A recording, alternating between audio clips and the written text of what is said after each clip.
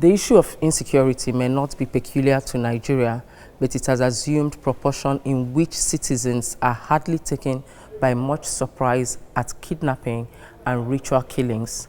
Communities are creating all forms of security outfits to keep their environment safe at night and during the day. Those who cannot afford private guards are left helplessly to their fate. Security expert Frank Oyoringo believes that if we must make headway in the fight against insecurity in Nigeria, background checks must be central to security policy making. Background check is a form of intelligence gathering. So when you gather intelligence, it gives you a heads up on what to do as far as an issue is concerned. And background check, apart from gathering information, also gives you an opportunity to know the people around you, an opportunity for the people who are in power to be conscious, people who are in authority to be conscious, people in the environment to be conscious. We talk of securities all the time, but most of the times when we talk of security, what people think about is the guns and the bombs. But that is not it. If every man on the street in our neighborhood takes that consciousness to know who their neighbors are, it's part of security consciousness. Come to terrorism, for instance. The people that enter our country, the people that perpetrate this terrorism, are they Nigerians? And if they are Nigerians, where do they live? What is their dossier? When were they born? What are their parents? And if they are not Nigerians, what are their identities? All these are information gathering, and these are background check functions. So that is why every facet of our life, background check has become so relevant that we can't throw it to the background anymore. But every day when you look at the government reaction and response to background check, then you realize that even the government is not even comfortable, because with the POI bill and background check in place, a lot of them will not be in the position they are today, because there is always one skeleton or the other in their cupboard. So background check will always bring that out. So you see that it cut across all facets of our lives. And if you and I are conscious of it, now when we say background check, does not necessarily mean, okay, everybody must go to Primex to go and to request for background check. No, but the consciousness that you must verify the things that you are told before you take action is all part of background check. Somebody comes to you and say he does X, Y, Z. The consciousness to verify that information before you take the next step is all background check. People come to your neighborhood, you don't know them before. If you have that consciousness of background check, the next thing is to report to the police. The next thing is to report to the CDA executive that there's somebody strange in this area. But because that consciousness is not there, we just see people and then we walk past them. We can even greet them and then off we go. So it is this consciousness that we want government to spearhead. And once they are able to do that, the awareness will come to play and the people will begin to make use of it. And once they start making use of it, this issue of terrorism, criminality, armed robbery, we are not saying it will reduce, it will stop it completely, no, but it is going to help a great deal in ensuring that solutions are arrived at.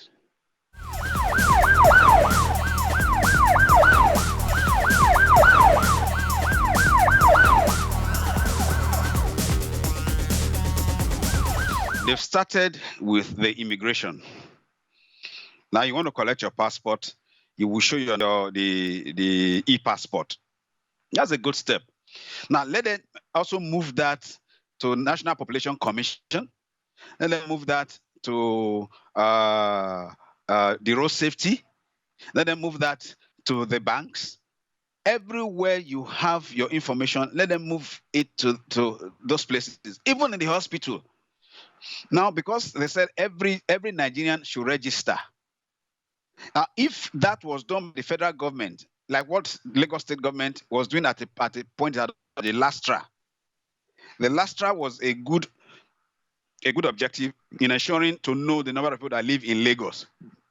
If that is domiciled in all the states, and then all the information gathered during this process are also domiciled at the federal level, sponsored or pioneered by the federal level, so that by the time you have your national identity number, anywhere you go, you quote that number.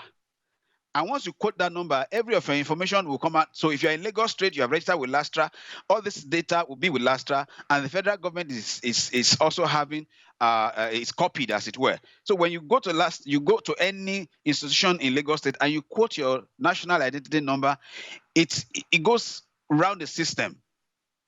So that's why I said the will to do it is not something that you can do with a snap of the finger, but it has to start from somewhere. It can take 10 years, it can take 20 years, it can take 30 years.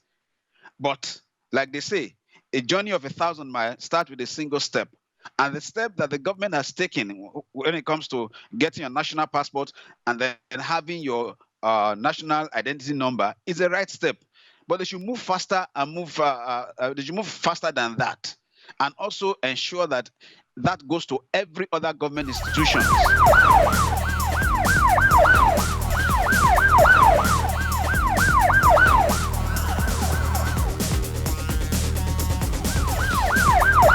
Number one is going to address it in the sense that nobody comes into Nigeria without being identified.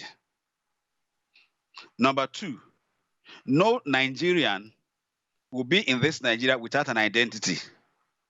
And then number three is going to arouse that consciousness of being truthful about information concerning the individuals.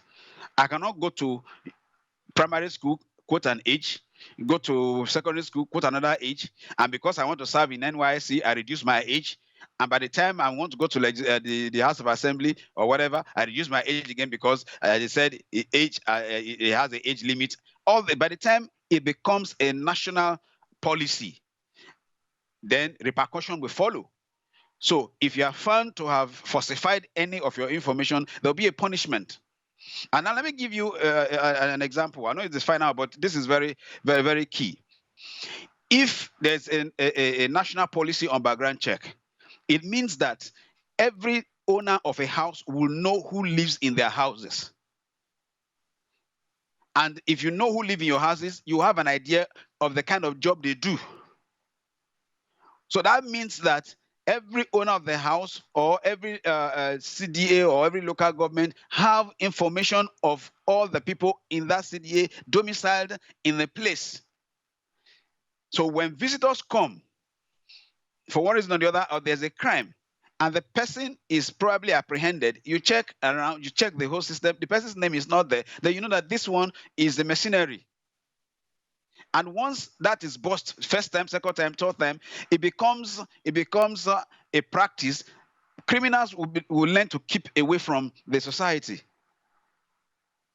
So it's like I said, it's not something that we'll achieve in 1 year or 2 years or 3 years or 4 years, but it is a process, and it's a lifetime process. But that seriousness and consciousness must be there. In Lagos, 2 personnel of the Nigerian Police Force have been arrested in connection with a video on social media showing police officers molesting and harassing a lady caught at the residence of a kidnap and armed robbery suspect. Now, the policemen from Lagos had gone for an operation in Ibadan to arrest the suspected armed robber and met the lady who gave her name as Towobola. There, the policemen, after taking the kidnapped suspect away, faced Towobola, handcuffed, and accused her of sleeping with him. This video captures the moment when Towobola was being harassed. Yeah, face me. Face me. Face me. In the crease. They cover your face. Face me. Stand up. Stand up. Stand up. Stand up. I will date you.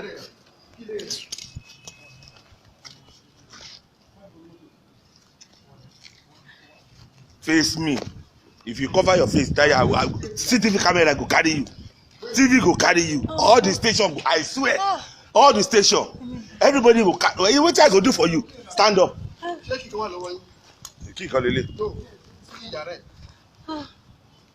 Yeah, stand up. Stand up. máa sọ fún yẹn kí n gbọ́ máa dé tí rọ́bà torí ètí yìí. Stand up. Mo làwọn family wà. Ibo. Kí ló dé sáré fọ́ fún? Kí ló dé tó wá sáré fọ́ fún? He told me everything about your business. I really, please. Pé kí ni máa dá mi lóhùn nǹkan tí mo bí ẹ? Ó lóun ṣe kí ni? Dọ̀wọ́n pé because tí bá bí ẹ máa dá mi lóhùn tó bá dá mi lóhùn yẹn ló máa bí mi nú. Kí ló sọ fún ẹ pé òun ṣe? Ó sọ fún òun. He said he just got here. He just got here that he come for one day, a project like that. Kò sọ fẹ́ pàmò rọ̀bà lóhùn àbí? Mo dára. Pé kí n náà pà lóhùn. Ó ti lọ. The Inspector General of Police, Mohammed Adamu, while condemning the act of the officers, ordered a discreet investigation into the circumstances surrounding the dehumanizing treatment meted out to the lady. Now, 3 police officers and 1 civilian accomplice who participated in the unprofessional act were identified, while 2 have been arrested. We'll be tracking that story for you. The upsurge of crude oil theft and illegal bunkering in Nigeria have always been major concerns for government and security operatives, especially at a time when the country's main source of revenue seems to be dwindling by the impact of COVID-19 pandemic. The Nigerian Security and Civil Defense Corps in Rivers State has arrested 10 suspects for alleged involvement in crude oil theft. Some items recovered from them include trucks and more than 20 drums containing products suspected to be adulterated diesel. Despite efforts by security agencies, illegal refining of crude oil continues to thrive in Rivers and other states of the Niger Delta region. It is common knowledge that the industry is fueled by stolen petroleum products.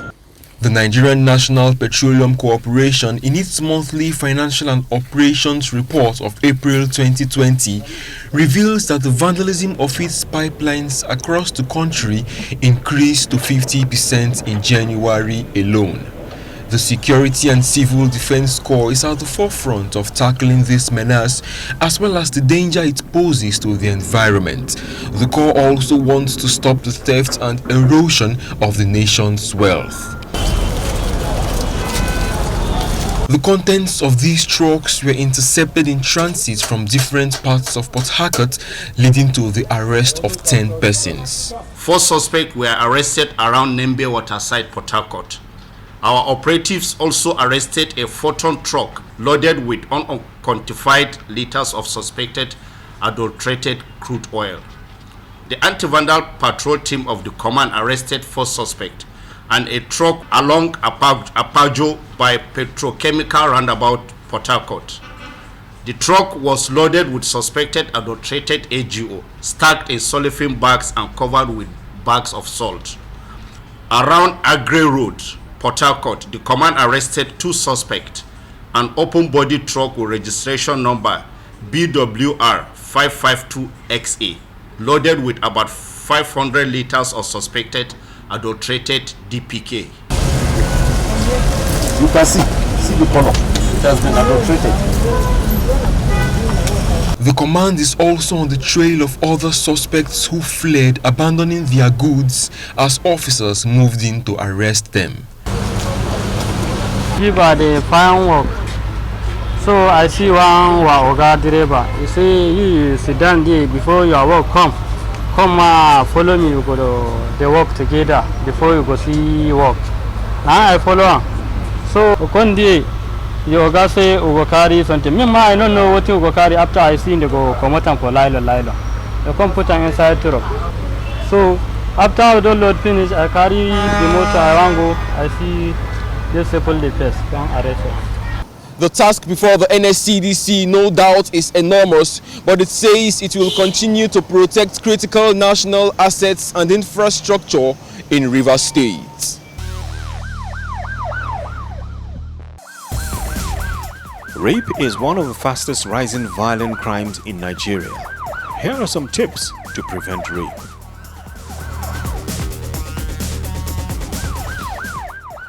Avoid unsafe situations and strangers.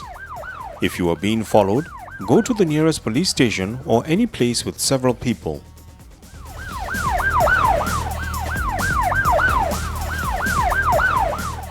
Avoid walking alone. Walk with someone in areas where other people are near. Stay away from dark alleys, bushes, and entryways.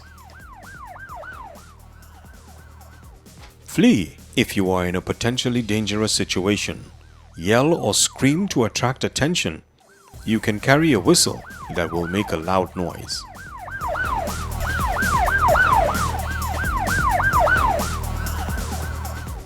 Engage in passive resistance by talking your way out of the situation, or active resistance by reacting to startle your attacker.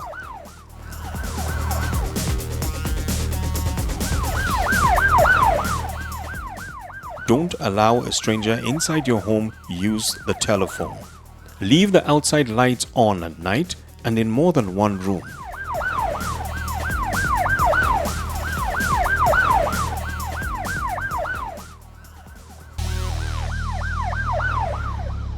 And that's our program today. Thanks for watching. You can send in eyewitness pictures and videos to our email address and social media handles. It's coming up on your screen now. I'm Ivy Kano. I'll be back same time next week.